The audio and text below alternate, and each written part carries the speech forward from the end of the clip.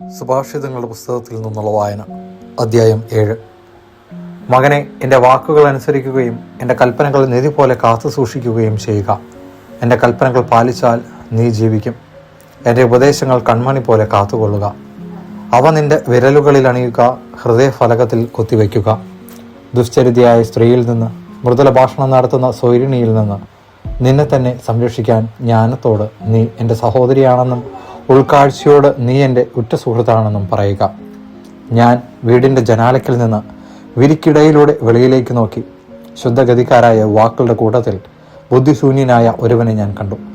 അവൻ വഴിക്കോണിൽ അന്തിമിനുക്കത്തിൽ രാത്രിയുടെയും ഇരുളിൻ്റെയും മറവിൽ അവളുടെ വീട്ടിലേക്കുള്ള വഴിയിലൂടെ നീങ്ങിക്കൊണ്ടിരുന്നു. അപ്പോൾ കുടിലഹൃദയയായ അവൾ വേശ്യയെപ്പോലെ ഉടുത്തൊരുങ്ങി അവനെതിരെ വന്നു. അവൾ ഉച്ചത്തിൽ സംസാരിക്കുന്നവളും തനിഷ്ടക്കാരിയുമാണ്. അവൾ വീട്ടിൽ ഉറച്ചിരിക്കാറില്ല. തെരുവിലും ചന്തയിലും ഓരോ മൂലയിലും മാറി മാറി അവൾ കാത്തിരുന്നു. അവൾ അവനെ പിടികൂടി ചുംബിക്കുന്നു. നിർലജ്ജമായ മുഖഭാവത്തോടെ അവൾ അവനോട് പറയുന്നു, എനിക്ക് ബലികൾ സമർപ്പിക്കാനുണ്ടായിരുന്നു. ഇന്ന് ഞാൻ എൻ്റെ വ്രതങ്ങൾ പൂർത്തിയാക്കിയിരിക്കുന്നു. തന്മൂലം ഇപ്പോൾ ഞാൻ നിന്നെ കണ്ടുമുട്ടാനായി ആകാംക്ഷപൂർവ്വം അന്വേഷിച്ചിറങ്ങിയിരിക്കുകയാണ്. ഞാൻ നിന്നെ കണ്ടെത്തുകയും ചെയ്തു. ഞാൻ എൻ്റെ തൽപ്പം വിരികൾ കൊണ്ടും ഈജിപ്തിലെ വർണ്ണപ്പകിട്ടാർന്ന പട്ടുകൊണ്ടും അലങ്കരിച്ചിരിക്കുന്നു. ഞാൻ മീറ, അകിൽ, കറുവാപ്പട്ട എന്നിവയാൽ എൻ്റെ കിടക്ക സുരഭിലമാക്കിയിരിക്കുന്നു. പ്രഭാതമാകുന്നതുവരെ നമുക്ക് കൊതി തീരെ സ്നേഹം നുകരാം. നമുക്ക് സ്നേഹത്തിൽ ആറാടാം.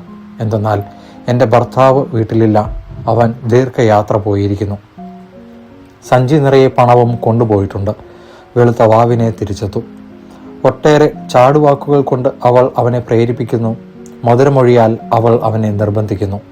കശാപ്പുശാലയിലേക്ക് കാള പോകുന്നത് പോലെ, ഉള്ളിൽ അമ്പു തുളഞ്ഞ് കയറത്തക്ക വിധം കലമാൻ കുരുക്കിൽപ്പെടുന്നത് പോലെ, പക്ഷി കെണിയിലേക്ക് പറന്നു ചെല്ലുന്നത് പോലെ പെട്ടെന്ന് അവൻ അവളെ അനുഗമിക്കുന്നു. ജീവനാണ് തനിക്ക് നഷ്ടപ്പെടാൻ പോകുന്നതെന്ന് അവൻ അറിയുന്നതേയില്ല. ആകയാൽ മക്കളെ, ഞാൻ പറയുന്നത് ശ്രദ്ധിച്ചു കേൾക്കുവിൻ.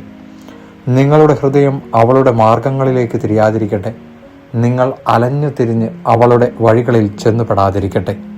എന്തെന്നാൽ അനേകം പേർ അവൾക്കിരയായി നിലം പതിച്ചിട്ടുണ്ട്. അതെ, അവൾ മൂലം ജീവൻ നഷ്ടപ്പെട്ടവർ അസംഖ്യമാണ്.